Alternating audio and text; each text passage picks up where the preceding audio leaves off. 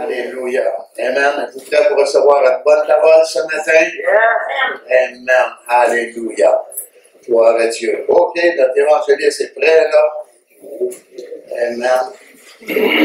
Bien, c'est avec joie que je vous présente ce jeune évangéliste, amen, qui aime le Seigneur, gloire à Dieu, et qui a une parole tranchante. Béni soit Dieu. Acclamez le Seigneur pour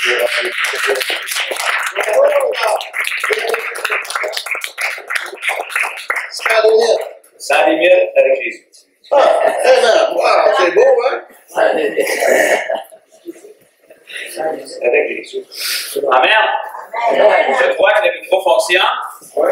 Ça peut être une bonne ou une mauvaise nouvelle pour vous. On va le savoir à la réunion. J'espère que vous allez bien. Si vous êtes ici, vous avez traversé la neige, vous êtes courageux. Ça peut être une bonne chose des fois. Ça veut dire que soit vous aimez vraiment Jésus ou vous êtes vraiment religieux. C'est un des deux. Okay? Mais si vous êtes ici, si vous avez traversé la neige parce que vous êtes vraiment religieux, vous auriez dû rester chez vous parce que vous allez ressortir religieux. Mais si vous êtes ici pour entendre la parole de Dieu qui est vivante, peu importe combien de pouces de neige qu'il peut avoir, dans le royaume de Dieu, ben, il n'y a rien qui change. C'est très beau encore. Les anges chantent encore. Jésus est encore assis sur le trône. Amen. Donc, je suis béni d'être avec vous ce matin. Je suis béni qu'on ait l'opportunité de tout être ensemble aussi. Des fois, les troupes sont moins nombreuses quand on doit être divisé à deux endroits, mais peu importe en combien d'endroits qu'on est divisé, il y a un esprit et un cœur. Amen. Et une parole. Donc, on devrait tous grandir dans cette parole-là. Puis, ce matin, fidèle à mon habitude, je vais vous partager des témoignages. Parce que j'ai encore des témoignages à partager. Tant que je vais être vivant par la grâce de Dieu, je vais partager des témoignages. Parce que la Bible qui est ici, elle se poursuit encore dans nos vies. Le livre des Actes ne s'est pas arrêté au chapitre 28, il se poursuit encore. Parce que dans le fond, pourquoi ils ont appelé ça les Actes des Apôtres? C'est parce que c'était les actes des apôtres. Fait que les actes aujourd'hui des disciples qui ont suivi, c'est nous. Fait que si on est encore en action, il devrait y avoir des actes des disciples aujourd'hui. Dans le fond. Fait que il y a environ, au jour de l'an, en fait, il y a 2 semaines et demie, on était avec Joanie et Alexandre, que vous connaissez si vous êtes membre de l'Église. Ils ne sont pas ici ce matin. Je ne sais pas s'ils ont resté pris dans la neige. Mais ils sont sortis avec nous au centre commercial à Granby. Ça faisait un bon bout de temps qu'ils voulaient venir. Puis à cause de l'horaire d'Alex, ça ne fonctionnait pas toujours avec le nôtre. Mais c'était pratiquement leur première expérience, à part quand on est sorti cet été pour une conférence qu'on avait faite à Saint-Cécile de Milton. Mais là, on est sorti juste moi et ma femme avec Joanie puis Alex, puis on s'est séparés. Ma femme a pris, je ne me suis pas séparé avec ma femme, là, on s'est séparé des équipes. Et puis Joanie est restée avec Lisa, puis moi j'ai pris Alex de mon côté, puis on a fait dans le fond ce que la Bible dit. La Bible dit aller.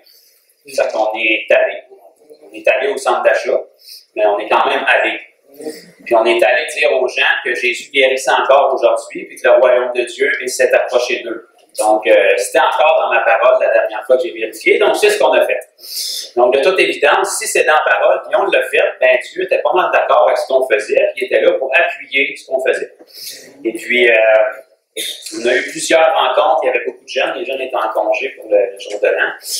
Quand je dis jeunes, c'est tous ceux qui sont plus jeunes que moi. Là.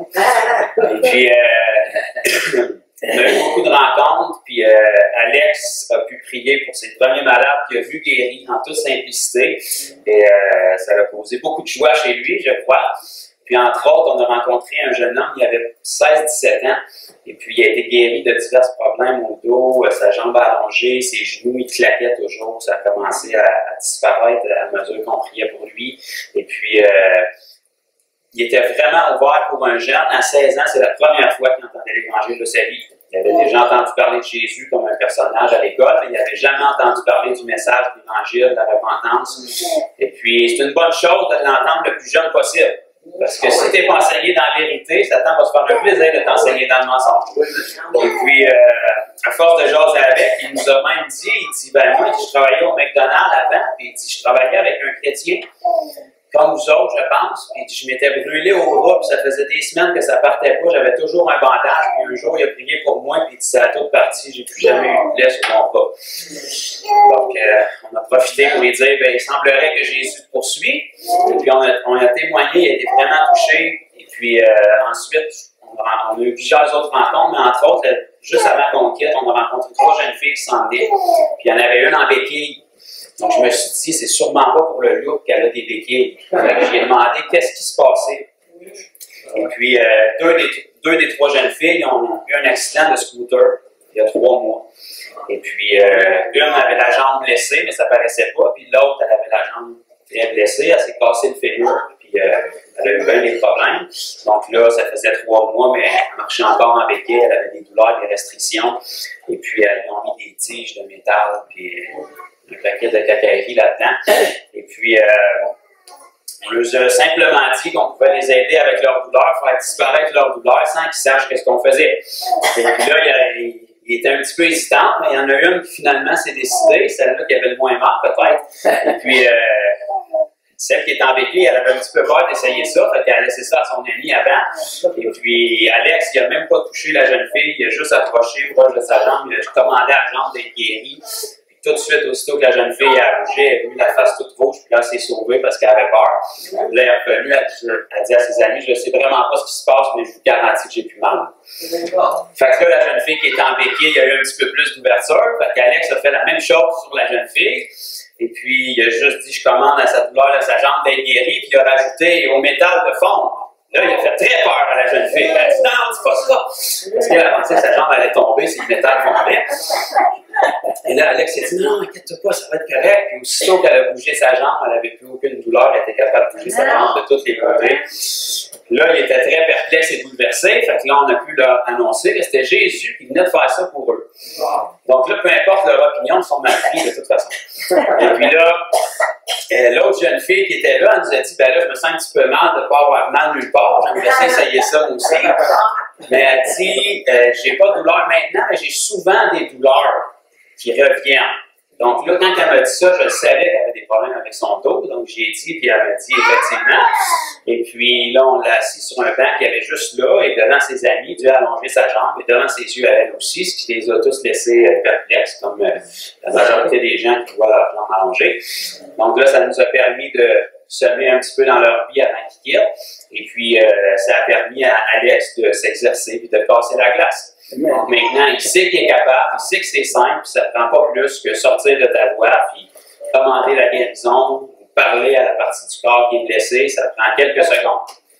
Puis dans le pire des cas, ben, tu ne verras pas de guérison arriver. Mais tu as quand même fait ce que Dieu te demande de faire. Tu as quand même été obéissant. Tu mets toutes les chances de ton bord. Je le dis souvent quand je témoigne, quand je partage, j'ai découvert au fil des ans une révélation formidable, c'est que si tu pries pour quelqu'un, tu as une chance sur 2 qu'il soit guéri. Si tu ne pries pas pour lui, tu as 100% de chance qu'il reste malade. Donc, si tu veux mettre les chances de ton bord, prie pour. Fais quelque chose. Amen. Donc, gloire à Dieu, puis probablement qu'on va avoir des opportunités avec eux de les revoir. Puis, c'est ce que la Bible appelle faire des disciples. Amen. Donc, quand on crée des situations et on entraîne les gens, ben, on les entraîne à marcher comme Jésus a marché. C'est ce que la Bible nous dit aussi. Celui qui se dit pour Christ doit marcher comme il a marché. Okay? C'est assez difficile de parler de la marche de Jésus sans parler de surnaturel. Parce qu'à toutes les pages des évangiles, c'est pratiquement que ça qu'on voit. C'est pas que ça qu'il faisait, mais c'était très présent. Les guérisons, les délivrances, la résurrection, c'était très, très présent. Donc, on ne peut pas passer à côté de ça. Amen.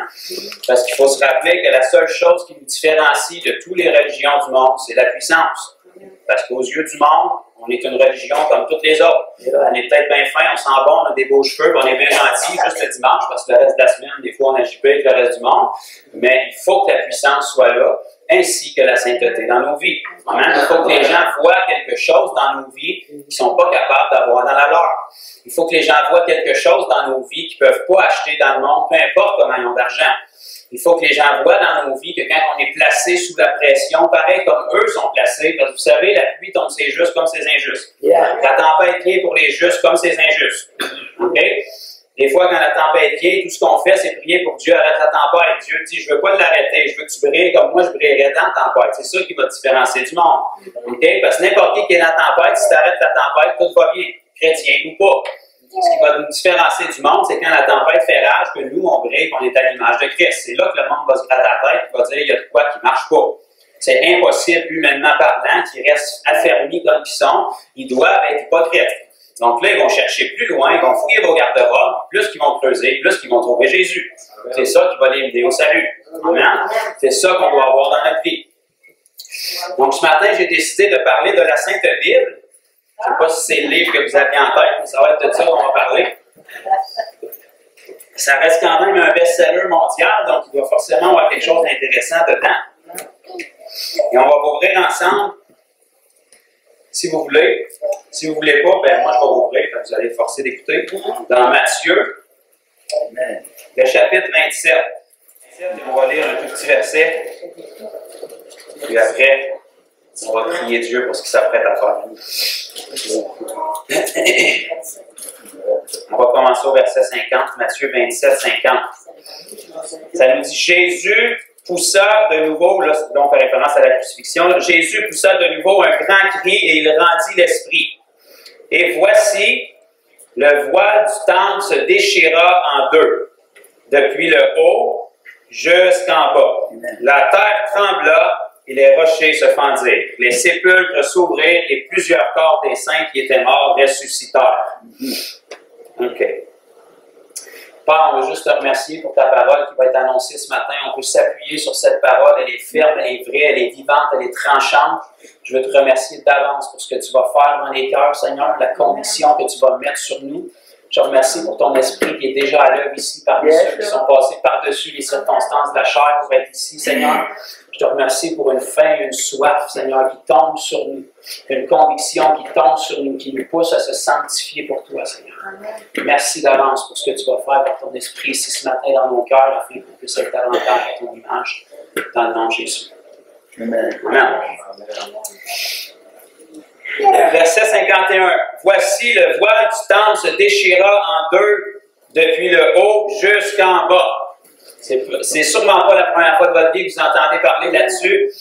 Pourtant, ce simple verset-là, ça peut nous dicter pour notre vie chrétienne, pour avoir une vie extraordinaire avec Dieu. Le voile s'est déchiré de haut en bas. Yes. Le voile, si vous connaissez un minimum de la parole, vous savez que c'était le voile qui séparait le lieu saint du lieu très saint. Séparait le lieu où tout le monde pouvait être parmi les sacrificateurs, du lieu où la présence de Dieu descendait. Il y avait juste un homme, une fois par année, qui pouvait y aller. Le lieu très saint. Okay? Quand Jésus est mort, ça s'est déchiré. Mais ça ne s'est pas déchiré de bas en haut, ça s'est déchiré de haut en bas. C'était l'œuvre de Dieu, c'est Dieu qui a fait ça, c'est la puissance de Dieu qui a fait ça. De toute façon, à l'épaisseur que le voile avait, il n'y a pas d'homme qui aurait pu faire ça. Okay? Le voile s'est déchiré parce qu'il n'y a pas d'épaisseur de voile qui empêche Dieu. Dieu est quand même assez fort, il est quand même assez puissant, il n'y a pas grand-chose qui l'effraie. Le voile s'est déchiré de haut en bas, signifiant que maintenant, tout le monde a accès au lieu très saint par Jésus-Christ. On va lire des versets qui viennent nous le confirmer, mais depuis 2000 ans, plus ou moins, on a accès, toute l'humanité qui le désire, qui passe par Jésus-Christ, a accès au lieu très saint. Le lieu très saint, c'est le lieu où la présence de Dieu, complète, pleine, entière, sainte, pure, est là, et tu y as accès. N'importe où. Tu n'es pas obligé d'aller à Jérusalem dans le temple, parce que de toute façon, tu ne le trouveras pas. Tu peux y aller n'importe où, parce que le voile s'est déchiré. Et puis, c'est encore plus extraordinaire, au jour de la Pentecôte, 50 jours plus tard, ben, le Saint-Esprit s'est déversé sur la terre. Fait que t'imagines, le voile est déchiré, tu y as accès, il est sur la terre. Ça, c'est une bonne nouvelle. Peu importe comment il y a de neige dehors. Amen. On va passer beaucoup de temps dans Hébreu aujourd'hui parce que Hébreu, c'est un livre formidable. D'ailleurs, en écrivant les références, j'avais de la misère à arrêter parce que quand je commence à lire un chapitre, je passe à travers le livre au complet. Mais ça doit être le livre qui nous donne la meilleure révélation dans la parole de qui nous sommes dans la nouvelle alliance, de l'œuvre que Jésus a fait, puis entre autres du voile qui est déchiré. Okay? Parce que cet événement-là est de première importance. Si Jésus n'avait pas accompli pleinement ce qu'il a accompli, il n'y a rien de ça qui serait possible. Si le voile s'est déchiré, c'est parce que quelques minutes avant, Jésus avait dit tout est accompli. J'ai rien laissé derrière.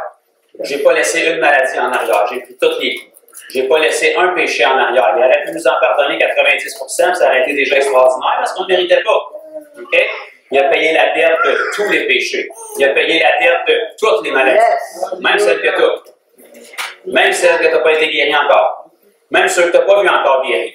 Même des choses que tu ne peux même pas penser imaginables encore. Il est au-dessus de ton cerveau. Il est au-dessus de ça. Il a payé la dette pour tout. Amen. Je pense qu'on va en tout cas. Je ne veux pas m'avancer trop parce que des fois, Dieu prend le contrôle et j'ai l'impression que c'est lui qui dirige. Mais je pense qu'on va lire beaucoup ce matin. Donc, ça va peut-être m'aider à me contrôler.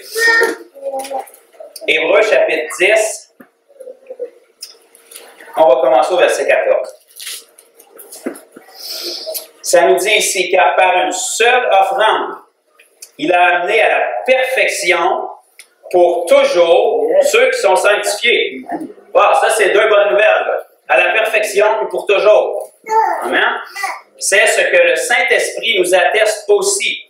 Car après avoir dit, voici l'alliance que je ferai avec eux, après ces jours-là, dit le Seigneur, je mettrai mes lois dans leur cœur et je les écrirai dans leur esprit. Ça parle de la nouvelle naissance, du salut qu'on a en Jésus-Christ. Il n'y a aucun homme dans l'Ancien Testament qui pouvait dire ça. On est les premiers, la première race d'êtres humains à qui ça arrive d'avoir l'Esprit de Dieu en nous, d'avoir les lois de Dieu écrites sur notre cœur. Et il ajoute, je ne me souviendrai plus de leurs péchés ni de leurs iniquités. Ça, c'est pas arrivé à personne dans l'Ancienne Alliance non plus. Les péchés n'étaient pas effacés, ils étaient couverts, c'était toujours à recommencer, c'était partiel, c'était imparfait. Maintenant, peu importe les bêtises que vous avez faites, dès le moment où vous êtes repentis en Jésus, il ne s'en souvient plus. Vous en souvenez, le monde s'en souvient, Satan s'en souvient, mais lui, il s'en souvient plus. Il n'a aucune idée de quoi vous parlez. C'est pardonné, c'est effacé. Avec Dieu, c'est pas un pardon humain, là.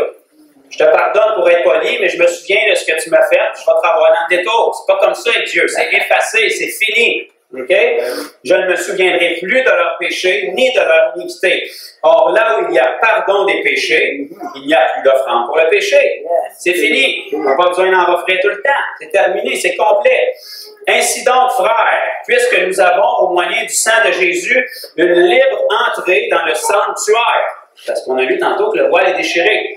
Donc, on a une libre entrée, au moyen du sang de Jésus, dans le sanctuaire, par la route nouvelle et vivante qu'il a inaugurée pour nous, une autre bonne nouvelle, au travers du voile, c'est-à-dire sa chair. Jésus s'est offert, on sait que dans l'Ancien Testament, toutes les pratiques, les traditions, les symboles, les images, c'était toutes des choses qui pointaient vers Jésus. Et la Bible nous dit dans Colossiens que le corps est en Christ. La réalité de toutes ces choses-là est en Christ. Le voile terrestre du temple terrestre qui a été déchiré à la mort de Jésus, ça pointait vers le corps de Jésus qui a été déchiré pour nous donner un libre accès à Dieu. Puis si vous n'êtes pas d'accord, on vient de le lire. Donc, ça confirme. Par la route nouvelle et vivante qu'il a inaugurée pour nous au travers du voile, c'est-à-dire de sa chair. Et puisque nous avons un souverain sacrificateur établi sur la maison de Dieu, Jésus, approchons-nous avec un cœur sincère, dans la plénitude de la foi, les cœurs purifiés d'une mauvaise conscience et le corps lavé d'une eau pure. Retenons fermement la profession de notre espérance, car celui qui a fait la promesse est fidèle. Je vais arrêter, ça ne me tente pas, mais je vais arrêter là. Donc là, on a un paquet d'informations qui nous fait réaliser le privilège qu'on a depuis qu'on est en Jésus. Mais ces privilèges-là, ben ça le dit, c'est des privilèges que Dieu nous donne. Okay? Dieu ne le fera pas pour nous. Nous avons un accès illimité à la présence de Dieu depuis qu'on est en Jésus-Christ. Légal, Dieu est d'accord avec ça. C'était son idée, c'est sa volonté. La question, c'est pourquoi est-ce qu'on n'en profite pas? Okay? Souvent, on profite du salut par grâce parce qu'on est safe, on est sauvé de l'enfer. Okay? Mais ce n'était pas ça le but du salut. C'est pas ça qu'on peut lire dans la parole. Ça n'a jamais été ça l'intention de Dieu. Le but de Dieu, c'était une restauration, de nous ramener au plan de départ. Okay? Un rétablissement. On va lire plein de versets tantôt, là, si Dieu le veut. Mais ce n'était pas de vous sauver de l'enfer. Parce que si vous venez à Jésus pour vous sauver de l'enfer, ça veut dire que vous ne renoncez pas à vous-même. Ça veut dire que vous vous arrangez pour vous préserver vous-même. Vous ne voulez pas dans l'enfer, mais vous venez à Dieu. Ça, c'est un gros problème, parce que vous devenez une cible grosse comme ça pour l'ennemi. Okay? Si vous venez à Dieu à cause de ce qu'il peut vous apporter, là, on a un problème. On vient à Dieu parce qu'on l'aime de tout notre cœur. Okay? Ça fait partie d'un des commandements. Tu aimeras le Seigneur ton Dieu de tout ton cœur, de toute ta force et de toute ta pensée. Et, une fois que ça c'est fait, tu aimeras ton prochain comme toi-même. Parce que tu ne peux pas aimer ton prochain comme toi-même si tu ne t'aimes pas toi-même. Tu ne peux pas t'aimer toi-même si tu ne sais pas qui est ton Dieu. Donc, premièrement, tu découvres ton Dieu, tu apprends t'es qui, tu apprends ton identité, puis quand tu te vois à travers les yeux de Dieu, tu peux voir ton prochain à travers ces yeux-là. Parce que ton prochain a la même valeur que toi. Même si tu n'es pas d'accord des fois, pour Dieu, oui. Le prix sur sa tête, c'était le sang de Jésus. Le même que sur ta tête. La même valeur. Amen? Satan, là, puis les démons, souvent, ils ne peuvent pas croire que les enfants de Dieu aiment Dieu. Ils sont convaincus qu'on a besoin de Dieu. Puis dans la majorité des cas, ils ne se trompent pas. C'est tout à fait vrai qu'on a besoin de Dieu, mais on ne vient pas à Dieu, qu'on ne s'approche pas de lui juste parce qu'on en a besoin. On s'approche de lui parce qu'on l'aime. Du moins, on doit s'approcher de lui parce qu'on l'aime. Parce que si tu t'approches de Dieu juste parce que tu en as besoin, dès le moment où tu vas penser que tu en as moins besoin, en mettant des mots spirituels dessus, puis en disant « je suis béni maintenant dans cette époque de ma vie », bien là, tu as un gros problème. Parce que tu ne t'approches plus de Dieu. Okay? On s'approche de Dieu parce qu'on l'aime. Que tu en aies besoin ou que tu juges que tu en as moins besoin, tu t'approches toujours de lui de la même manière. Tu te consacres toujours à lui. Tu sais, tu cries plus fort à Dieu, tu te consacres plus quand ça va mal, ça veut dire que tu t'étais laissé aller quand ça allait bien. Pourtant, si tu aimes Dieu, tu te consacres autant quand ça va bien que quand ça va mal. Parce que Dieu est le même quand ça va bien que quand ça va mal. Ton amour pour lui ne devrait pas être plus intense quand ça va mal que quand ça va bien. Okay? Donc, se consacrer à Dieu et s'approcher de Dieu, c'est parce que nous l'aimons, premièrement, parce qu'on réalise qu'il nous aime. Et le premier, c'est quand cet amour-là frappe notre cœur, on réalise que ses pensées étaient tournées vers nous et qu'il voyait une valeur en nous à l'époque où nous, on n'en voyait même pas encore. À l'époque où on pensait qu'on n'était rien, on ne savait pas pourquoi on était ici. On avait une mentalité où on a juste une vie à vivre, on la vit à fond, puis après c'est fini, on improvisera sur ce qui s'en vient après. Dieu pensait déjà à nous. Notre nom était écrit dans le livre de vie avant la fondation du monde. Dieu savait, si vous êtes un enfant de Dieu aujourd'hui et vous persistez jusqu'à la fin, il savait que vous seriez sauvés. Il savait quand vous seriez sauvés, il savait comment vous seriez sauvés, puis il savait l'amour que vous aviez pour lui aujourd'hui. C'était tout prévu, il savait tout ça. Okay? Nous, on ne le savait pas, par exemple. Mais maintenant que cet amour-là frappe notre cœur, c'est ça qui nous pousse à s'approcher de Dieu. Parce que s'il a déchiré le voile et il a inauguré la route, ça lui a coûté cher pour le faire. Forcément, c'est parce qu'il veut qu'on en profite. Il veut qu'on fasse quelque chose avec ce don-là. Il veut qu'on s'approche de lui avec une ferme assurance, on va le lire tantôt, du trône de la grâce. Parce que quand on est dans sa présence, il y a un paquet de choses qui peuvent se produire. Puis venir dans sa présence, c'est pas juste ici le dimanche, ou le lundi, ou le mardi, ou le mercredi. Sa présence, vous y avez accès partout. Quand on vient ici, on se rassemble ensemble, on se motive, on s'exhorte, on partage des témoignages. Du moins, on devrait avoir des témoignages. Souvent, parce que le seul temps qu'on passe dans la présence de Dieu, c'est le dimanche, ben on n'a pas de témoignages, parce que dans la semaine, on l'a oublié, qu'on est trop occupé.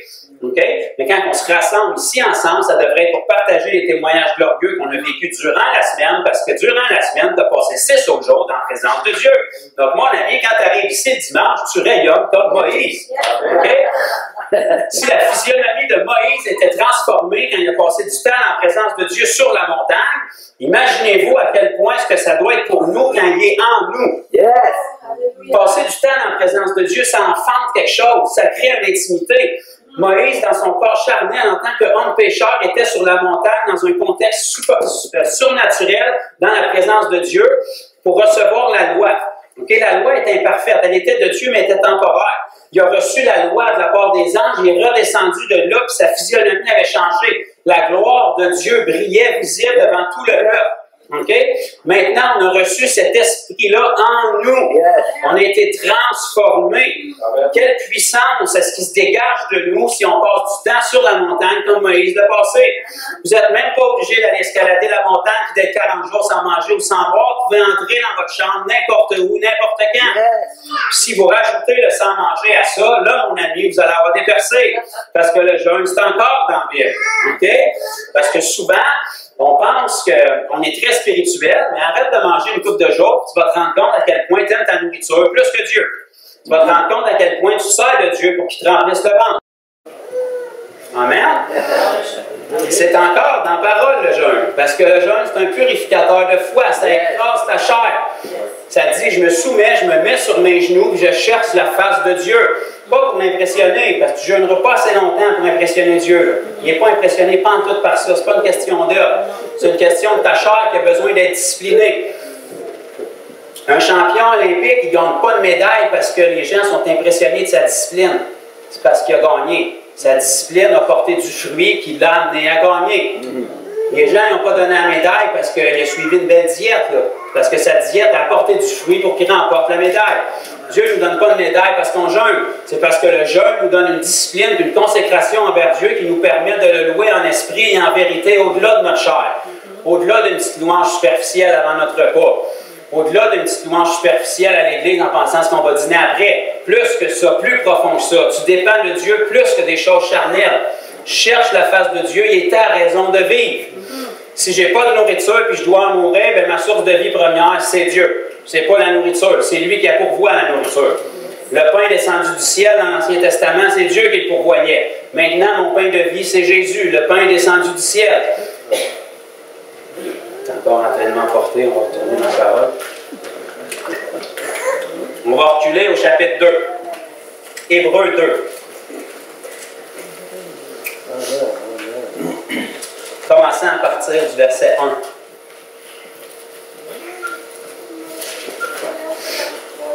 Merci. C'est pourquoi, Hébreux 2, 1, c'est pourquoi nous devons d'autant plus nous attacher aux choses que nous avons entendues, de peur que nous soyons emportés loin d'elles. Ça s'adresse à des enfants de Dieu, le livre d'Hébreux. Donc, si vous êtes un enfant de Dieu, ça s'adresse à vous aussi. Les choses que nous avons entendues, c'est les bases de l'Évangile. Repentance, renoncement aux œuvres mortes, baptême d'eau, imposition des mains, toutes ces choses-là. On va s'attacher à ces choses-là de peur que nous soyons emportés loin d'elle. Ça veut dire qu'il y en a un qui veut vous emporter loin d'elle. C'est pas Dieu. Car si la parole annoncée par les anges a eu son effet, et si toute transgression et toute désobéissance a reçu sa juste rétribution, comment échapperons-nous en négligeant un si grand salut, qui annoncé d'abord par le Seigneur Jésus, nous a été confirmé par ceux qui l'ont entendu. Dieu appuyant leur témoignage par des signes, des prodiges et divers miracles, et par les dons du Saint-Esprit distribués selon sa volonté. Remarquez que les signes, les prodiges, les divers miracles, c'est Dieu qui appuyait le témoignage de ceux qui avaient entendu. Ça, c'est pas juste les apôtres, là.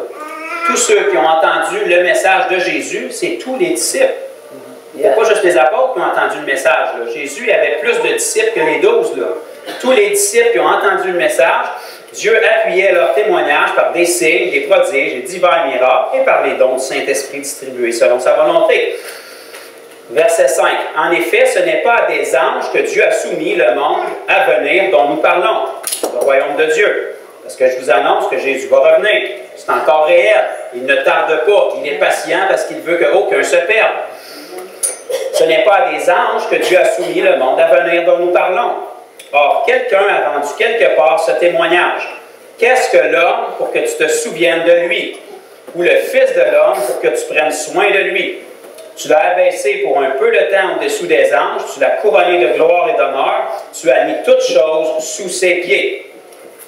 Souvent, on lit ce passage-là qui est une référence à une écriture de l'Ancien Testament, puis on lit ça comme « Qu'est-ce que l'homme que tu penses à lui? Il est tellement nul, c'est tellement rien, il vaut tellement rien. » Mais c'est pas ça que la parole nous dit. La parole nous dit « Qu'est-ce que l'homme pour que tu penses à lui? » Pour qu'un Dieu qui est infiniment grand, qui aurait bien des choses à penser, s'attarde à penser à l'homme. Il faut que l'homme ait une valeur aux yeux de Dieu. Il faut que l'homme soit précieux aux yeux de Dieu. S'il s'est tourné vers nous malgré la faute d'Adam et qu'il a voulu racheter ce qui a été perdu, c'est parce qu'on a une valeur. Si on ne valait rien, il ne ferait pas ça. Il ne se serait pas donné ce trouble-là. La Bible nous dit, mais qu'est-ce que l'homme pour que tu penses à lui? On doit avoir une valeur bien plus grande aux yeux de Dieu que ce pourquoi on juge dans le naturel, parce que Dieu a jugé bon de vider le ciel pour venir nous offrir Jésus pour pouvoir nous racheter. Quelle valeur inestimable on doit avoir aux yeux de Dieu pour qu'il fasse ça pour nous. Parce que Dieu sait ce qu'on vaut quand son esprit est en nous. Il sait ce qu'on vaut quand son esprit ne l'est pas non plus, mais il ne nous regarde pas quand on est dans cet état-là. Il nous voit comme au départ. Il nous voit comme quand il nous a créés. Il nous voit comme quand il a fait une motte d'argile dans le jardin d'Éden. Il nous voit comme quand il a soufflé dans cette motte-là. Il voit la création qu'il a faite, qu'on appelle un fils de Dieu, puis il voit ça dans chaque être humain et il veut le restaurer.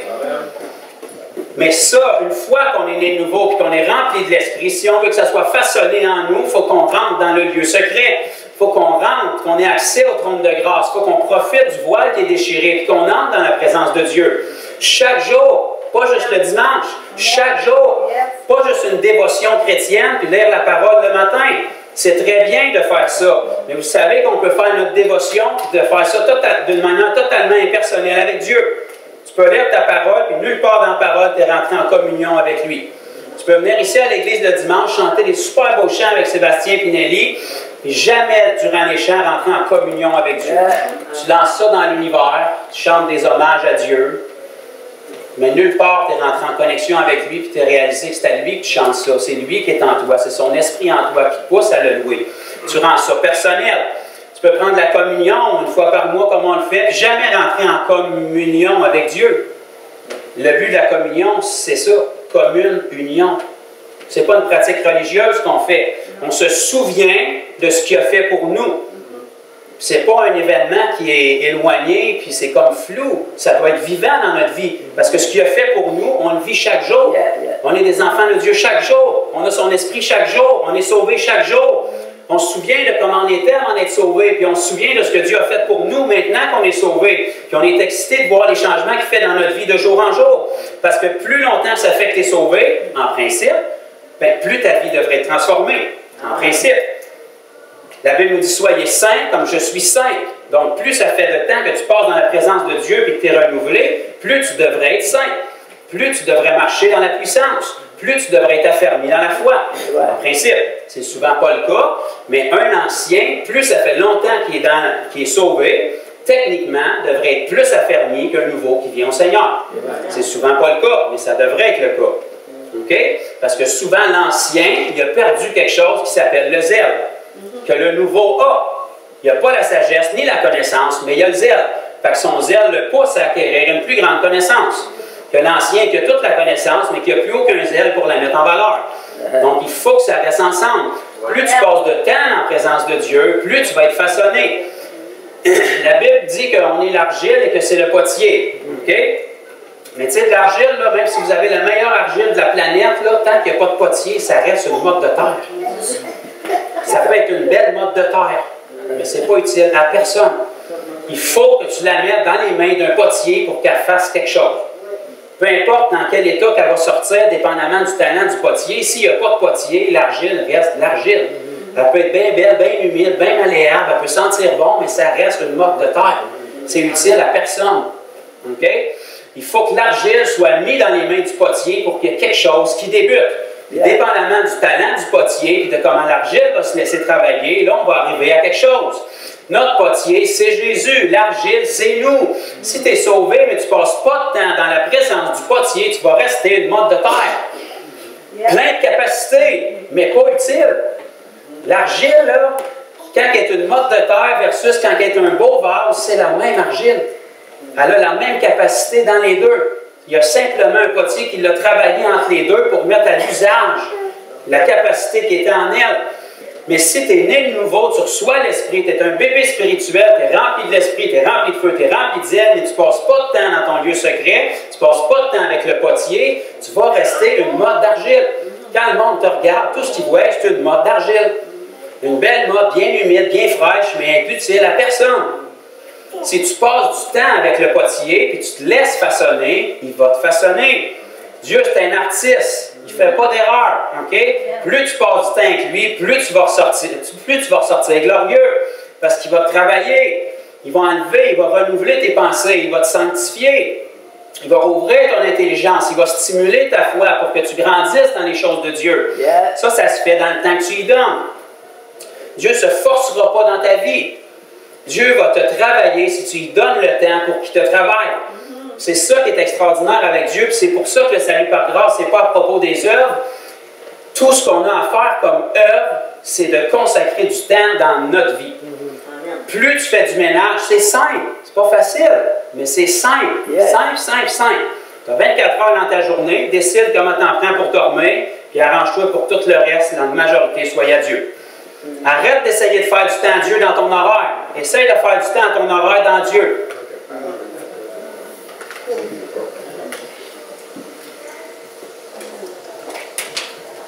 C'est vrai. Je répète ça tranquillement. Arrête d'essayer de trouver du temps à Dieu dans ton horaire. Trouve du temps à ton horaire dans Dieu. La priorité, c'est Dieu. Si tu t'es réveillé un matin, c'est Dieu qui t'a réveillé. Ce n'est pas ton cadran. Le souffle que tu as dans tes narines, ça vient de lui. La nouvelle naissance que tu as reçue, l'esprit que tu as en toi, puis la vie éternelle, ça vient de lui. Il n'y a rien sur la planète qui a plus de valeur que ça. On a des responsabilités. Il ne faut pas se mettre la tête dans le sable. Ça ne se fera pas tout seul. Mais il faut trouver du temps pour faire ces affaires-là dans Dieu. OK? Quand tu fais tes responsabilités charnelles, il n'y a rien qui t'empêche de parler en langue. Il n'y a rien qui t'empêche d'être en communion avec Dieu. Tu prends une route de 20 minutes, 30 minutes pour aller au travail, tu es tout seul dans ton char, tu n'y parles pas. J'embarque dans le char avec toi une demi-heure et tu ne me parles pas. Ça va être un petit peu bizarre, je vais me demander ce que j'ai fait de pas correct. Pourquoi c'est différent de Dieu parce qu'on ne le voit pas? Il faudrait que Jésus soit assis physiquement dans le banc passager et qu'on y parle. Parce qu'il est autant présent, même s'il n'est pas physique. C'est préférable pour toi qu'il ne soit pas, parce que s'il apparaît physiquement, c'est le chien qui t'attend. Okay? Tu rentres dans ton char pendant 30 minutes, il est là. Il attend, tu y parles. Parce qu'il y a bien des choses à te dire.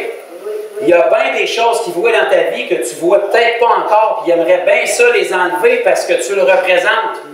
Fait que si tu le représentes proche, tu es probablement le seul Jésus que bien du monde vont rencontrer ici sur terre. Tu es son image. Jésus était l'image visible de Dieu. Sans Jésus, on n'a aucune idée qui est Dieu. Sans Jésus, toutes les religions ont leur version de Dieu. Pour toi, Dieu, ça peut être un arbre. Pour un autre, c'est le soleil. Pour un autre, c'est lui-même. Pour un autre, c'est l'air. Puis leur opinion a autant de valeur que la vôtre. Tant qu'on ne met pas un visage sur Jésus, une nature sur Dieu, une volonté sur Dieu, c'est manifesté en Jésus, on n'a aucune idée de qui Dieu est. Jésus était la manifestation visible du Dieu qu'on ne peut pas voir. C'est écrit dans Hébreu aussi, ça. L'image visible du Dieu invisible. Le reflet de sa gloire et l'empreinte de sa personne. Donc, par Jésus, on découvre qui est notre Dieu. Et plus tu passes du temps avec lui, plus il va t'apprendre. Parce que Dieu est bien plus content que toi que tu lui donnes du temps. Là. Il attend juste ça. Amen? Tournez quelques pages dans le chapitre 4. Hébreux 4. Un petit verset. À partir du verset 15. Hébreux 4, 15. Car nous n'avons pas un souverain sacrificateur, Jésus, qui ne puisse compatir à nos faiblesses. Au contraire, il a été tenté comme nous en toutes choses. La majorité des chrétiens, ils pensent que s'ils sont tentés, ils ont ouvert une porte, ils ont commis un péché, ils ont une malédiction générationnelle, ils ont fait de quoi de pas correct. Où est-ce que tu vois ça dans la Bible? Jésus a été tenté en toutes choses. La tentation, ça n'a jamais été un problème. Succomber à la tentation, ça en est un. Jésus a été tenté comme nous en toutes choses sans commettre de péché. Si tu as été rendu comme lui à travers la nouvelle naissance, ça veut dire que bien que tu puisses être tenté en toutes choses, tu peux ne pas commettre de péché. La volonté de Dieu, c'est pas qu'on vive toujours dans le péché.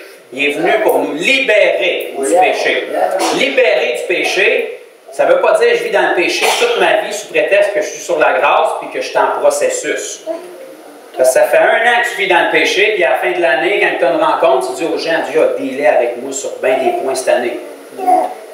Puis pourquoi tu es encore dans le péché? As-tu manqué de puissance? Dieu n'est pas un bon psychologue? C'est quoi qui est... Parce que si Dieu deal avec toi, il ne dealera pas longtemps. Là. Bam, c'est fini. Fait que si ça fait 1 an que tu deals avec un péché, je pense que tu as dealé tout seul. Dieu n'était pas dans l'équation. Quand Dieu deal avec quelque chose, bam, c'est fini. Il t'a délivré. C'est pas un processus, là. Il t'a délivré. Tu le crois, tu ne le crois pas. Si tu le crois, ça y est, tu es délivré. Si tu ne le crois pas, tu trouves des excuses, puis tu mets des mots chrétiens par-dessus pour justifier devant le monde pourquoi tu restes dans ton péché. Pourquoi tu n'avances pas. Pourquoi tu ne progresses pas. Pourquoi tu ne portes pas de fruits. Pourquoi tu es une motte d'argile qui n'est jamais façonnée. Amen? Amen. Vous savez, la parole nous fait référence à des vases d'honneur puis des vases communs. OK? peu importe comment le vase est beau, là, il a la même utilité. Il sert à être rempli d'un contenu puis à verser, qu'il soit beau ou laid. Okay? Les enfants de Dieu, là, peu importe comment vous vous laissez façonner, là, vous êtes censés avoir la même utilité. Bien qu'on a tous des appels spécifiques, on a tous un appel général. Vous êtes tous appelés à être à l'image de Christ. Qu'est-ce que Christ faisait? Il allait de lieu en lieu, faisant du bien, guérissant tous les malades, chassant tous les démons, puis proclamant la bonne nouvelle et la repentance. Tous les enfants de Dieu, c'est votre ministère. Ça s'appelle ambassadeur de Christ, réconcilier l'homme avec Dieu. Mais, pareil comme tous les vases ont la même fonction, tous les enfants de Dieu ont le même ministère de base. Si vous êtes un vase d'honneur, vous êtes utilisé dans des situations d'honneur, des situations particulières. Donc, vous allez être utilisé pour guérir les malades, chasser les démons et proclamer l'Évangile dans des situations particulières si vous êtes un vase d'honneur. Si vous vous êtes laissé façonner, si vous avez passé du temps en présence de Dieu. Si vous passez du temps en présence de Dieu, Dieu est à l'œuvre. Il va vous rouvrir des portes, il va vous donner des accès dans la société où vous n'auriez jamais cru possible de vous rendre là. Parce que Dieu veut toucher toutes les couches de la société à tous les niveaux. Il faut que l'Évangile se rende dans toutes ces couches-là pour que les gens puissent être touchés. S'ils n'entendent pas le message, comment ils vont se convertir? Si personne ne va leur annoncer le message, ils ne pourront pas. C'est quoi la bonne nouvelle? Vous l'avez, le message. C'est quoi l'autre bonne nouvelle? Il vous envoie. Ça fait 2000 ans qu'il vous envoie. Donc, si on se laisse façonner par Dieu, il va nous utiliser pour des situations d'honneur, des événements particuliers. Okay? Mais il veut vous utiliser peu importe. Pourquoi les nouveaux convertis sont souvent plus utilisés que les vieux chrétiens alors qu'ils ont moins de sagesse, moins de connaissances puis moins de sainteté dans leur vie? C'est parce qu'ils sont disponibles. Les vieux chrétiens, souvent, ça fait assez longtemps qu'ils sont sauvés, qu'ils n'ont plus de temps pour Dieu dans leurs horaires, ils sont trop pris avec des activités chrétiennes. Pour Dieu. Il n'y a rien de mal avec les activités chrétiennes, mais tu peux faire toutes ces activités chrétiennes-là sans Dieu. C'est comme j'ai dit tantôt. Tu sais, souvent, on vient ici, mettons, le dimanche, on va chanter des chants, on va louer Dieu, on va adorer Dieu. Mais c'est Dieu qu'on adore. On rentre en communion avec lui. On ne lance pas ça dans l'univers pour vanter notre Dieu au monde. Non, on parle à lui. Je te loue, je t'adore, je t'aime. C'est intime. C'est comme ça. La louange, c'est pas comme ça, puis on essaie de s'ajuster pour que notre voix soit belle avec les autres. Puis non, Dieu regarde ton cœur, tu le loues en esprit et en vérité. Tu rentres en communion avec lui. Tu lis la parole dans ta dévotion quotidienne. C'est pas pour cocher que tu l'as fait sur ton frigidaire. Tu lis la parole et tu la rends personnelle. Wow, tu t'arrêtes, Dieu t'a fait ça pour moi. Le voile a été déchiré à travers ta chair. Puis si j'avais été le seul être humain de la planète, tu l'aurais fait pour moi. C'est la valeur que j'ai à tes yeux. Je peux enlever toutes les quiconques dans la parole puis mettre mon nom parce que moi, je suis un quiconque.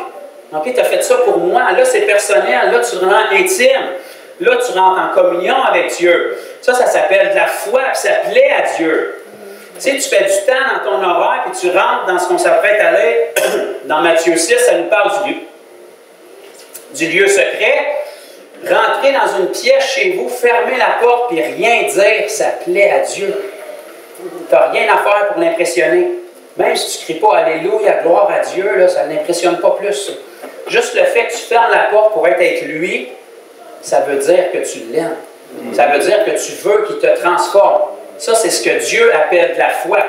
C'est ce que le monde appelle avoir de l'air fou puis avoir grandement besoin d'un passe-temps, mais c'est ce que Dieu appelle de la foi. Tu rentres dans ta chambre, tu fermes la porte. Wow, je suis avec toi, Jésus.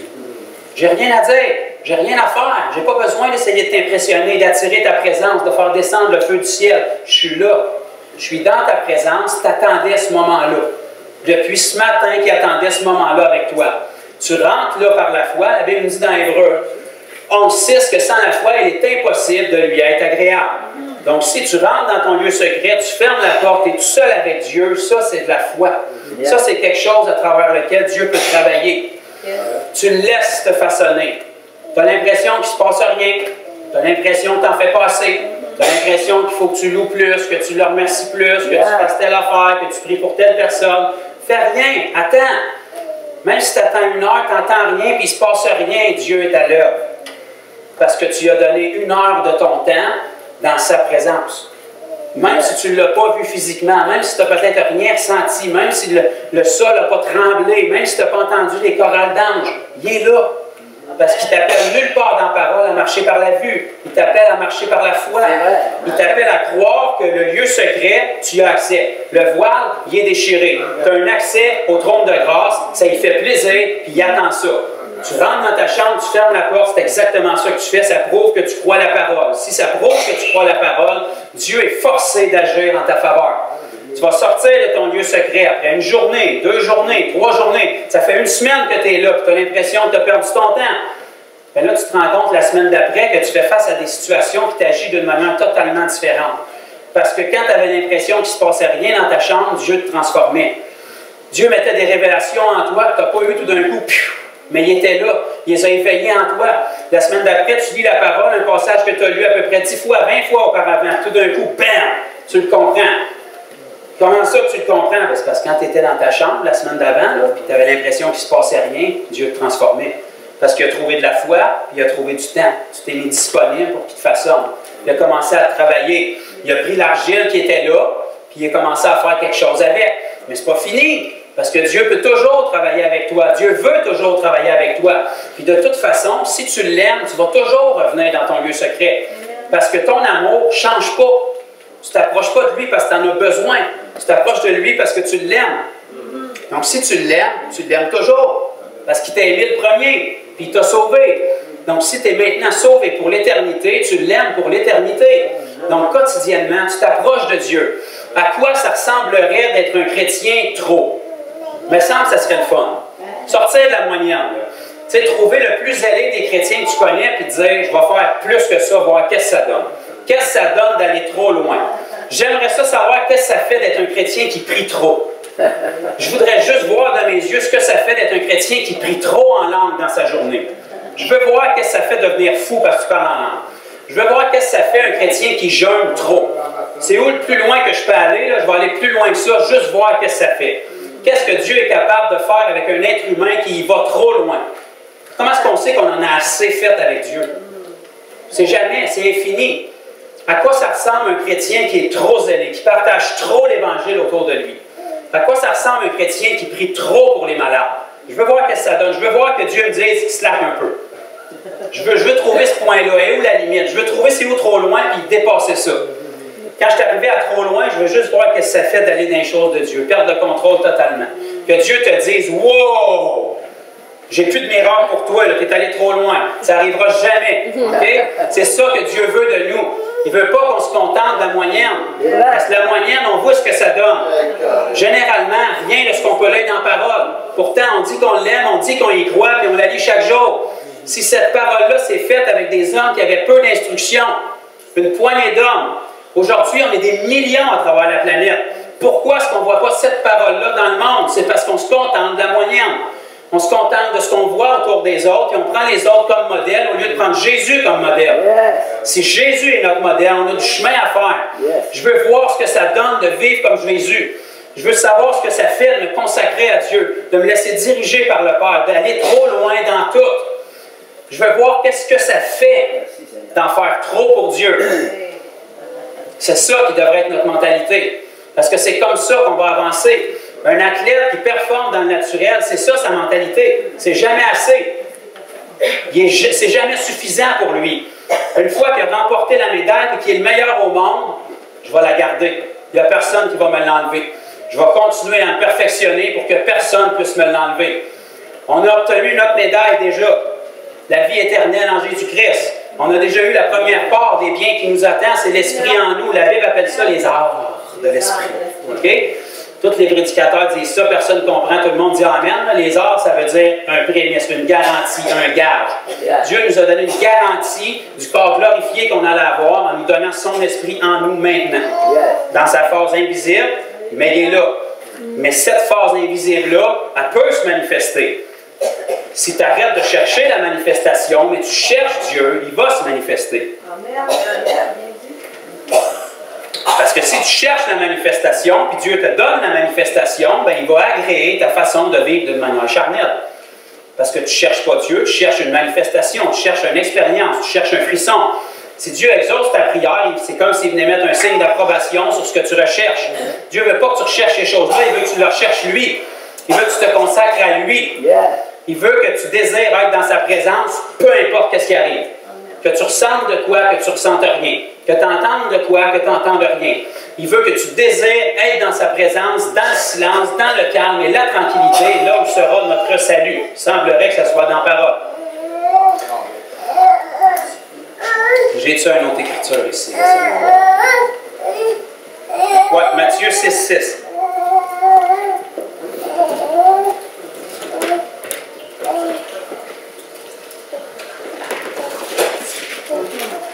Je l'ai cité tantôt. On va le lire. Pourquoi Dieu aurait changé d'idée depuis et qu'il a enlevé dans la ville.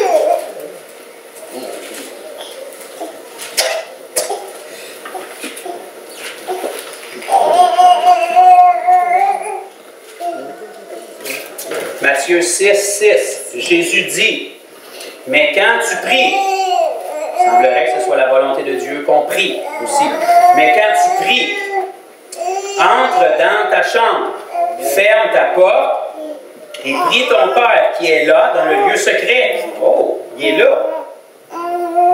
N'invoque pas un Dieu qui est loin dans une galaxie au ciel en espérant qu'il entende ta prière. Là. Tu fermes ta porte de ta chambre. Dieu ne te demande même pas de rentrer par infraction dans la chambre d'un autre. Là. Ta chambre chez vous. Tu rentres, tu fermes la porte, prie ton Dieu, ton Père qui est là. Il est là, dans le lieu secret, avec toi. Pourquoi? Parce qu'on a lu tantôt que le voile est déchiré depuis 2000 ans. Sa présence est déversée. Si tu es son enfant, il a le droit de venir en toi. Sa présence a le droit d'être avec toi. Tu es capable de la prendre, tu es capable de la contenir. Il est là. Dans ton lieu secret, quand tu fermes la porte, il est là. Prie ton Père qui est là dans le lieu secret, et ton Père qui voit dans le lieu secret te le rendra. Où est-ce qu'il va te le rendre? Devant les gens. Parce qu'il va être glorifié de cette manière-là. Tu rentres dans ton lieu secret toute seule avec Dieu. Tu parles avec Dieu toute seule. Dieu te façonne quand tu es toute seule avec lui. Mais ça sera visible quand tu es parmi le monde. Parce que si tu portes beaucoup de fruits, c'est alors que les gens vont voir tes fruits et qu'ils vont glorifier ton Père qui est dans les cieux. Si tu veux porter beaucoup de fruits, ça commence dans ton lieu secret. Parce que si ça ne commence pas là, ça va devenir une mentalité d'œuvre. Tu vas vouloir porter des œuvres, les gens vont être touchés par tes œuvres, les gens vont se convertir, mais toi, tu vas être aussi bon que tes œuvres. Ton identité ne sera pas dans ton intimité avec Dieu, elle va être dans tes œuvres. Fait que tant que tu n'as pas assez d'œuvres, tu ne te sentiras pas digne. Fait que tu vas essayer d'aller chercher plus d'œuvres pour aller chercher l'approbation de Dieu. Tu vas te sentir un bon chrétien juste quand tu as plein d'œuvres. Puis quand tu n'as pas tes œuvres une journée, tu vas sentir qu'il t'en manque. Dieu, il t'en veut. Dieu, il est déçu. Dieu, il te regarde et il a envie de passer à un autre. Non, non. C'est pas comme ça que ça marche. Dieu veut que tu produises des œuvres, il veut que tu fasses quelque chose, mais ça doit être la manifestation de ton amour pour lui. Donc l'amour pour lui commence dans l'intimité. Ce qu'une femme veut de son mari premièrement, ce que le mari veut de sa femme premièrement, avant les fleurs, avant toutes ces choses-là, c'est du temps. C'est du cœur à cœur, c'est une conversation intime. Elle va avoir quelque chose avec son mari, le mari va avoir quelque chose avec sa femme qu'il n'y a pas avec personne d'autre. La femme, c'est la personne qui connaît le mieux son mari sur la planète, en principe. Le mari devrait être la personne qui connaît le mieux sa femme sur la planète, en principe, après Dieu. Ce qu'on cherche premièrement, c'est de l'intimité. Puis à partir de cette intimité-là, bien là, il y a plein de choses qui se manifestent. Là, les fleurs se rajoutent, les beaux mots se rajoutent, les bonnes actions se rajoutent. Parce qu'on aime, ça produit des œuvres. Mais ça commence dans l'intimité, ça commence dans la consécration. Ce qui démontre notre amour pour Dieu, premièrement, c'est notre intimité puis notre consécration. Parce que ça, c'est la seule preuve, comme je vous dis. Il n'y a aucune raison pourquoi on consacrerait du temps à Dieu dans notre précieux horaire si ce n'est pas parce qu'on l'aime, si ce n'est pas parce qu'on a la foi et on croit qu'il peut faire quelque chose avec notre temps. Ça démontre clairement qu'on est fou ou qu'on aime Dieu. Ça démontre clairement qu'on est fou dans un délire religieux profond ou qu'on veut qu'il fasse plus avec notre vie que ce qu'il a fait jusqu'à date. Dieu a plus à faire avec votre vie et la mienne. C'est pas suffisant. Il veut plus. L'étincelle du réveil, qu'on a parlé ce matin, puis ranimer la flamme, là, la première volonté de Dieu, c'est qu'elle ne se soit jamais éteindue, la flamme. Elle n'est pas supposée de s'être éteindue. La vie chrétienne, c'est un marathon, mais en sprint. Je l'ai dit la semaine dernière, c'est pas un marathon lentement, des montagnes, des vallées. Non. Tu es rempli de l'esprit, de ta conversion jusqu'à l'enlèvement. Il n'y a rien qui devrait t'arrêter entre-temps. Les épreuves, tu les traverses, tu fonces tout le temps, tu vas de l'avant. OK? Tu Tu es supposé d'être en feu. Il n'est pas supposé d'avoir une vallée qui éteint ton feu. Parce que ce n'est pas la vallée qui t'a donné ton feu, c'est Jésus. Jésus, il est le même dans la vallée que sur la montagne. Fait que tu restes toujours en feu. Tes yeux sont toujours sur Jésus. Ton intimité reste la même. Dans la vallée, comme sur la montagne, dans l'épreuve, comme quand ça va bien, tu es supposé d'avoir la même intimité avec Dieu, le même amour pour Dieu. Si tu as besoin d'avoir une épreuve pour te consacrer à Dieu, ça veut dire que tu t'étais laissé aller quand ça allait bien. Pourtant, ton besoin de Dieu quand ça allait bien, il était aussi présent que quand ça semble aller mal. Parce que généralement, si ça va mal, c'est parce que tu as limité ton temps avec Dieu quand ça allait bien. Parce que ce que tu pries dans ton lieu secret, puis le temps que tu passes avec Dieu, ça détermine ce que tu vas vivre la semaine prochaine, le mois prochain, l'année prochaine. Ce que je vis avec Dieu maintenant, ce que j'ai vécu avec Dieu les dernières années, aussi glorieux ça peut être, c'est ce que j'ai prié dans mon lieu secret il y a 3 ans, 4 ans, 5 ans. Le temps que j'ai eu avec Dieu là, les prières que j'ai élevées à Dieu, le temps que j'ai laissé Dieu me transformer dans mon lieu secret, où vous n'étiez pas là. Si vous seriez avec moi dans mon lieu secret, probablement vous auriez peur. Parce que vous trouveriez que je suis peut-être un peu trop zélé, mais je ne le fais pas pour vous, je le fais pour Dieu. Puis ça lui plaît parce qu'il appelle ça de la foi. Il se plaît dans cette manifestation d'amour-là. Peu importe dans quelle position que je suis pour le louer, je le fais parce que je l'aime. Je ne suis pas là pour vous impressionner, je suis là pour m'exprimer à Dieu. C'est la même chose pour vous. Il n'y en a rien à faire de comment vous le faites. Il veut votre cœur. Dieu préfère l'amour au sacrifice, la connaissance de Dieu, aux holocaustes. Dieu, ce qu'il veut, c'est du cœur. Le temps que vous passez dans votre lieu secret maintenant, les prières que vous élevez à Dieu maintenant dans votre lieu secret, c'est ce que vous allez vivre le mois prochain, dans 6 mois, dans 1 an. Les gens vont regarder à vos vies et vont dire, il est tellement béni, lui. C'est parce qu'il y a un ministère, c'est parce qu'il y a une onction, c'est parce qu'il a reçu une boule de feu. Non, c'est parce qu'il est rentré dans sa chambre. C'est parce que quand tu n'étais pas là, il est en train de louer Dieu et d'avoir l'air d'un fou. Si tu avais été là, tu aurais dit, waouh, il en fait trop. C'est parce qu'il en a trop fait qui est où ce qui est aujourd'hui. Il s'est consacré à Dieu, il ne s'est pas limité au statu quo, à fitter dans la masse. Parce que si on fit dans la masse, on a un problème, parce que la masse est très froide, elle est très tiède. Sois pas tiède, Dieu va te vomir, soit en feu ou soit froid, mais décide-toi, branche-toi. Dieu a fait un appel à travers Élie au peuple d'Israël. Dans le livre des rois, il nous a dit, combien de temps clocherez-vous? Mon peuple, même chose que nous aujourd'hui, on est son peuple. Combien de miracles ça va prendre de plus? Je vous ai donné le salut. Qu'est-ce que ça va prendre de plus pour que vous preniez votre décision de vivre à fond pour moi ou à fond pour le monde? Mais branchez-vous. Pas d'un deux. Pas un pied d'un deux. Pas je cherche le Seigneur jusqu'à temps que j'ai une bénédiction, une belle maison, un beau champ, une belle famille, des amis, puis que l'Église m'aime. Puis là, après ça, je me retourne un petit peu dans le monde, je mets des mots chrétiens par-dessus. Arrête! C'est pas assez. Quand tu as la maison, quand tu as le char, quand tu as le chien, quand tu as la femme, continue. Va plus loin. Si tu te consacres à Dieu, que tu perds la femme, la maison, le chien, tout ça, on s'en fout, tu as Dieu. Tout ce qu'il t'a donné, ça vient de lui. Fait que même si tu perds tout ce qu'il t'a donné, celui qui te l'a donné, tu l'as encore, on peut te le redonner en double, en triple, en quadruple. Cherche pas la bénédiction, cherche Dieu. Consacre-toi. Qu'est-ce que ça fait d'aller trop loin? Pourquoi est-ce qu'on se contente de ce qu'on a? Pourquoi est-ce qu'on se contente d'un miracle par mois, par 6 mois, obscur, en Chine, dans le gras? Dieu veut faire des miracles partout, tout le temps. Il est vivant partout. Pourquoi est-ce qu'on se contente d'un miracle, d'une délivrance, à travers les mains d'un évangéliste, d'un apôtre, d'un prophète? Dieu veut faire ça à travers ses enfants. Le miracle, c'est pas pour les ministères, c'est pour les enfants de Dieu. Le surnaturel, c'est pas pour les ministères, c'est pour les enfants de Dieu. Le salut des âmes, c'est même pas censé être pour les ministères, mais pour les disciples, les enfants de Dieu. Les ministères sont donnés pour former les saints, pas pour sauver les âmes. Forme les saints à sauver les âmes. Si les saints sont formés à sauver les âmes, bien, les ministères peuvent faire leur travail. Si les saints ne sont pas formés à sauver les âmes ne sont pas sauvés, fait que les ministères se retrouvent à devoir investir beaucoup d'argent pour faire des activités pour essayer de sauver les âmes. Alors que si chaque disciple ferait son travail, l'argent pourrait être investi autrement. Le temps pourrait être investi autrement. Fais des disciples qui font des disciples.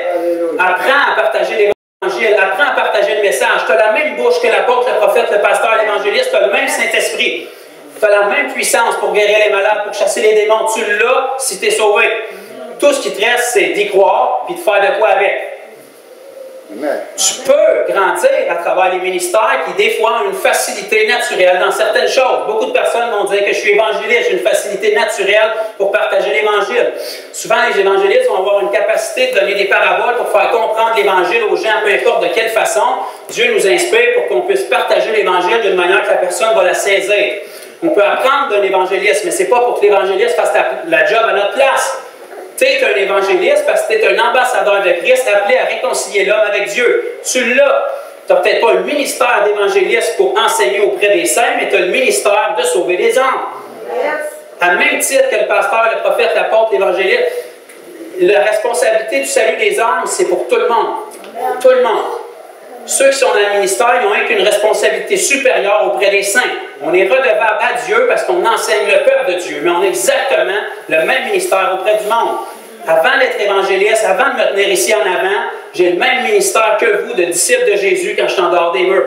Prier pour les gens, guérir les malades, chasser les démons, annoncer le message, aimer les gens, nourrir ceux qui ont faim, donner des vêtements à ceux qui n'en ont pas. C'est le ministère de tout le monde. Être comme Christ. Afin qu'on arrive tous, à travers les ministères, à la stature parfaite de Christ.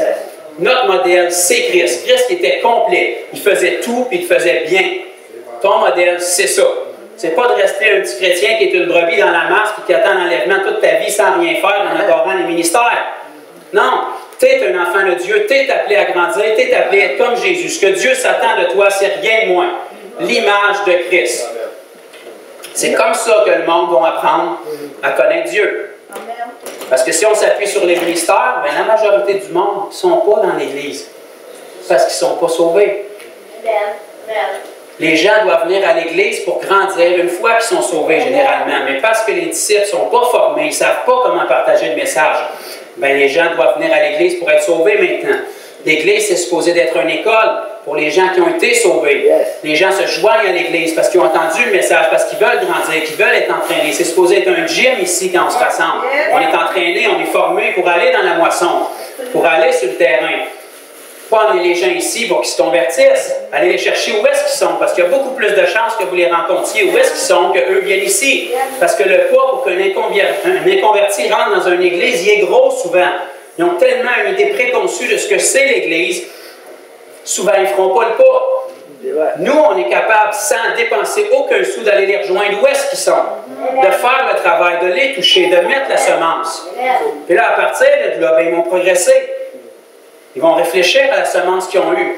Le petit gars qu'on a rencontré au centre d'achat de 16 ans, il n'est pas tombé sur ses genoux, sur la puissance de Dieu, puis dire « Que puis-je faire pour être sauvé? » Il n'a pas fait ça.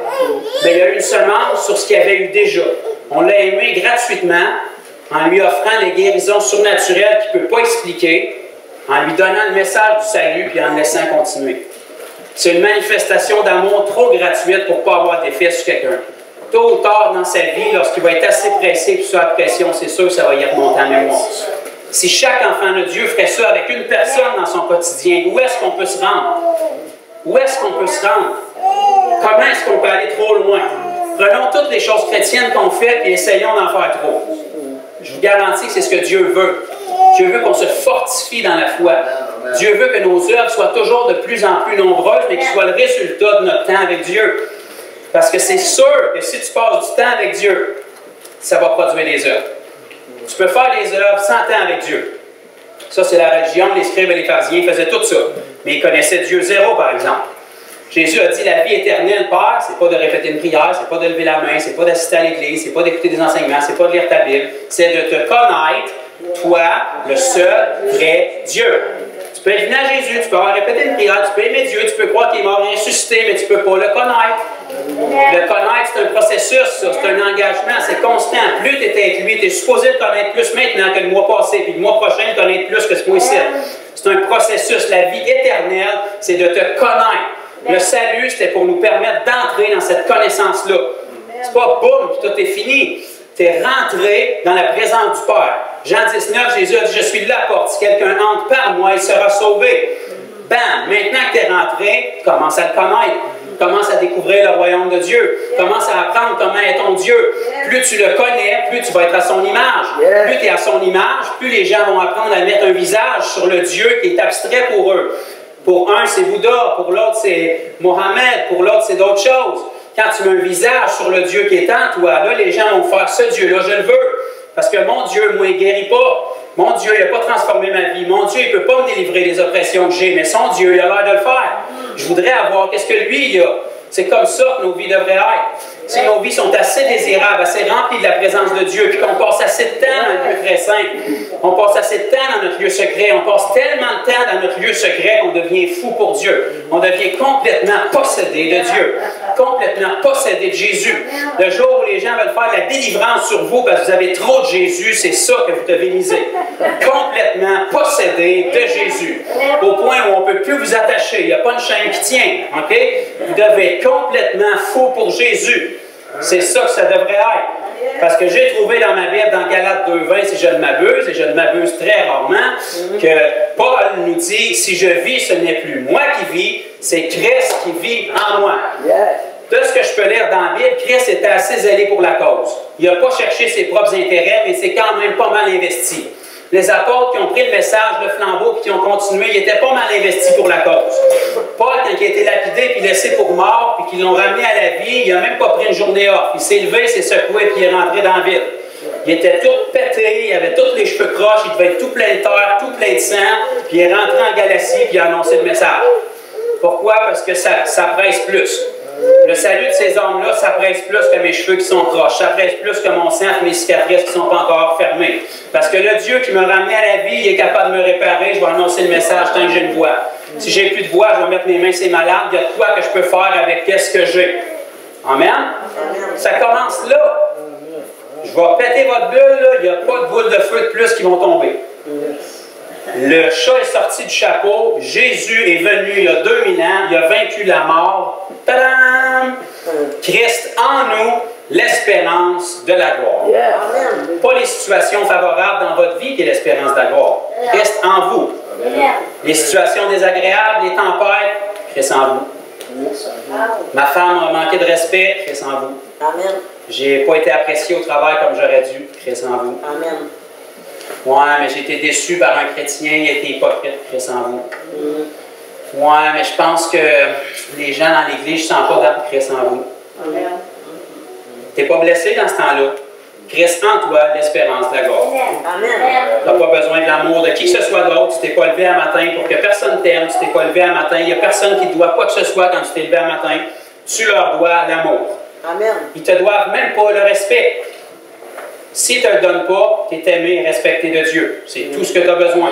Si Jésus avait attendu que tout le monde le respectait à sa juste valeur avant de travailler pour Dieu, on aurait un problème, là.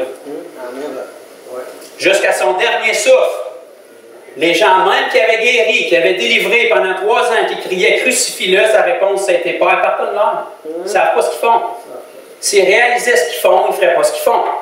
Même chose avec nous. Tu es blessé par un chrétien. Père, pardonne-y, il ne sait pas ce qu'il fait. S'il savait il est qui vraiment, il ne ferait pas ce qu'il fait. Puis si je suis qui, je ne serais pas offensé par ce qu'il me fait. Si je suis offensé par ce qu'il me fait, je suis au même niveau que lui. J'ai besoin d'apprendre à connaître Dieu parce que Jésus ne serait pas offensé par ce qu'il a fait. Amen. Donc si je suis qui, je n'ai pas besoin que tu fasses toutes les choses correctes pour me plaire. Que tu sois correct ou pas, je suis aimé de Dieu. Christ en moi, l'espérance de la gloire. La bonne nouvelle pour moi, et la mauvaise nouvelle pour la majorité des autres, c'est que vous ne pouvez pas l'enlever, il est en moi. C'est juste moi qui ai cette décision-là. Vous ne pouvez pas l'extraire de moi. J'ai décidé d'y donner ma vie. Fait que vous ne pouvez pas rien changer à la bénédiction de Dieu pour moi. Vous ne pouvez pas rien changer au temps que j'ai avec lui. Dès le moment où je ferme ma porte, il est là. Que tu sois d'accord ou pas, que tu me maudisses, que tu craches, que tu cils, que tu t'arraches les cheveux, ça ne changera rien. Il m'aime, puis il est avec moi. C'est la même chose pour chacun de vous. Votre relation avec Dieu n'est pas des mains de personne. Même pas frère et sœur Poulain. Vous puis Dieu. Votre première responsabilité. On ne peut même pas dire, ben, ma vie spirituelle en arrache parce que je suis pas assez nourri à l'église où je vais. Tu as ta parole. Nourris-toi dedans. Si tu n'es pas assez nourri à l'église où ce que tu vas, ben, clairement, tu es assez nourri pour nourrir les autres. Donc, partage avec les gens autour de toi. Tu dois être là pour un but. Amen. Il n'y a pas d'excuse. Notre relation avec Dieu, c'est entre nous puis Dieu. Amen. Les croyants du Nouveau Testament, il n'y avait même pas la Bible encore. Pourtant, ils progressaient à une vitesse fulgurante comparée à la majorité de l'Église aujourd'hui. Pourquoi? Ce qu'ils savaient, ils obéissaient dessus. Tu n'es pas redevable à Dieu pour plus que ce que tu sais, là. Dieu te demande d'être obéissant dans ce que tu sais. Mais reste pas la tête dans le sable pour te limiter à ce que tu sais. Apprends à connaître Dieu, et plus tu connais Dieu, plus tu peux obéir. Amen. Amen. Amen. Deux, trois dernières petites écritures, le temps que la neige tombe un peu. Vous n'êtes pas obligé de tourner si vous ne voulez pas. Je vais juste peser sur une petite syllabe que Dieu a mis sur moi cette semaine. Pourtant, ça fait plusieurs fois que je le lis, mais tournons ensemble dans Colossiens, rapidement, Colossiens chapitre 1, verset 20.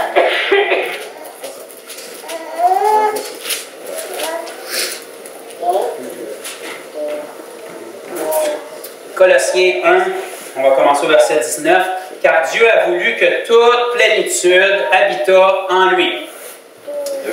On parle de Jésus ici, là. Il a voulu par lui réconcilier tout avec lui-même, tant ce qui est sur la terre que ce qui est dans les cieux, en faisant la paix par lui, par le sang de sa croix.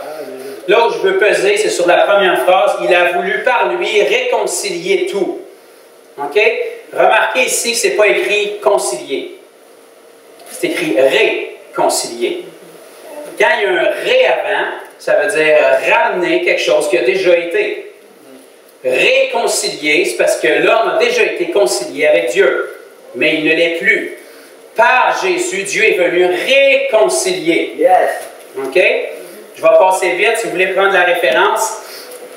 Dans Actes 3, 21, ça nous dit que le ciel a accueilli Jésus jusqu'au rétablissement de toutes choses. Remarquez que ce n'est pas écrit à l'établissement de toutes choses. C'est écrit au rétablissement de toutes choses. Qu'est-ce que ça veut dire? Ça veut dire qu'il y a quelque chose qui a déjà été établi, qui ne l'est plus, qui doit être réétabli.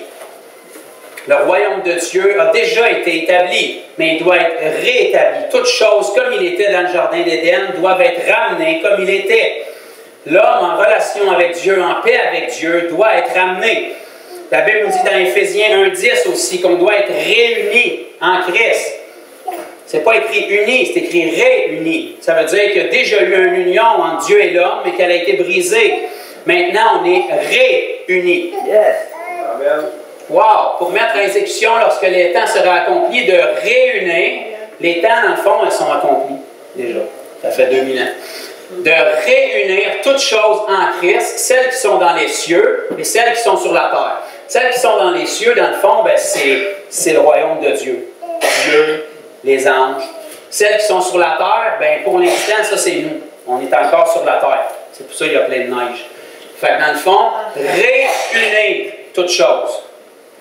Ce qui était uni, qui a été désuni par la chute d'Adam et Ève, en Christ, Dieu est venu réunir. Yes. On fait un reset des plus ou moins 4000 ans d'histoire pénible qu'il y a eu.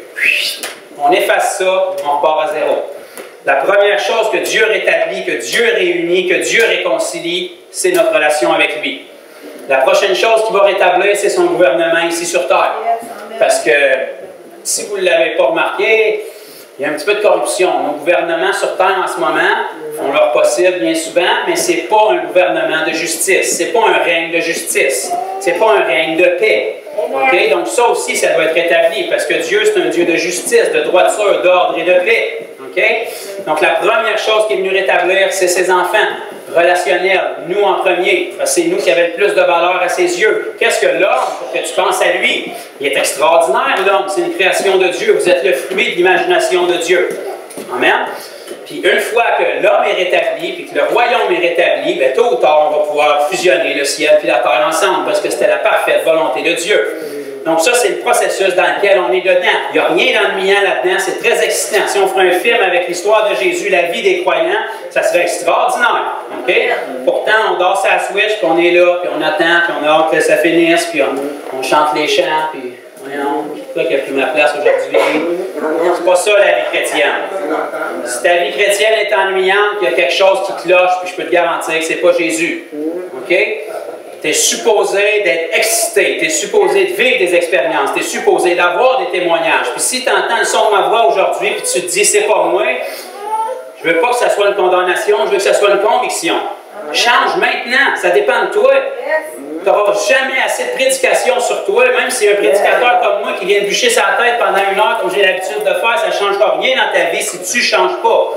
Il n'y a aucune boule de feu supplémentaire. On est dans la nouvelle alliance, c'est établi. Jésus, il ne reviendra pas une autre fois. Tout est établi, le voile est déchiré, les portes sont ouvertes, il te reste à toi de venir dire, je laisse ma vie à la porte, j'en veux plus, je prends la tienne, je rentre, maintenant j'apprends à te connaître, car la vie éternelle, c'est de te connaître. À partir d'aujourd'hui, je vais faire tout ce qui est en mon pouvoir, au mieux de la connaissance que j'ai, pour te connaître, Dieu. Ça, c'est un job temps plein. Partout où est-ce que tu es. 20 minutes dans ton char pour aller au travail, tu parles en langue, tu écoutes la Bible, tu pries. Ben, tu viens de regagner 20 minutes de ta journée où tu aurais pu perdre ton temps. Amen. Tous les temps sont bons pour racheter le temps avec Dieu. On doit faire du temps à notre horaire dans Dieu. On vit pour Dieu. On se réveille en Dieu. On se couche en Dieu. Amen. Pour la majorité des gens aujourd'hui sont couchés en Dieu pas mal plus souvent que d'autres choses, mais à un moment donné, il faut que tu te réveilles. Parce que quand tu es couché, Dieu travaille en toi, mais il ne peut pas travailler les autres. Réveille-toi et va faire quelque chose. Amen? Amen. OK.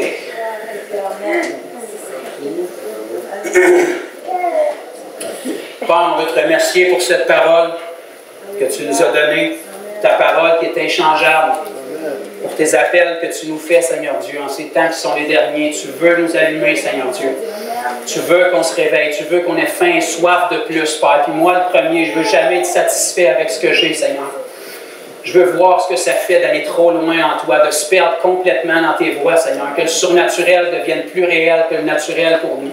Que ton royaume soit plus présent que les choses de ce monde. Je te prie, Seigneur Dieu, d'éveiller dans le cœur de tous tes enfants qui sont sincères avec toi.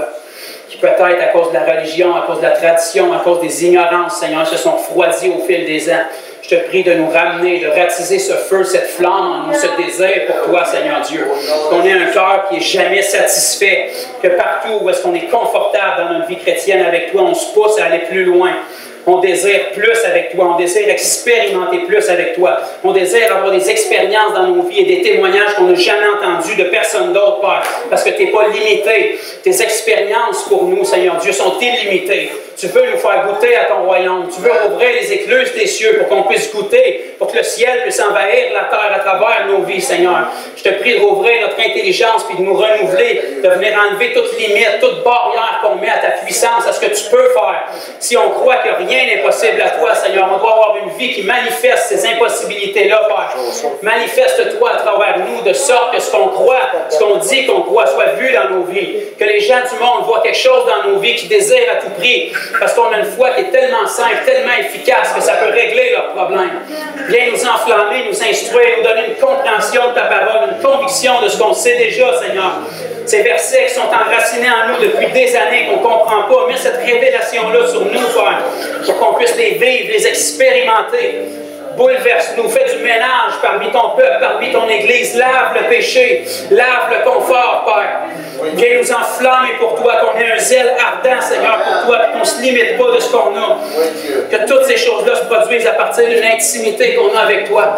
Un maximum de temps qu'on passe avec toi. Que lorsqu'on goûte à ta présence, on en veut toujours plus. Les choses de ce monde pâlissent à ta splendeur, Père. Que cette conviction puisse rester et demeurer sur tous ceux qui entendent le message ici ou par la vidéo, Seigneur. Transforme-nous, Seigneur. On veut plus de toi. Dans le nom de Jésus. Alléluia. En mon cœur, j'ai choisi de suivre Jésus. Oui, pour toujours. Oui, pour toujours.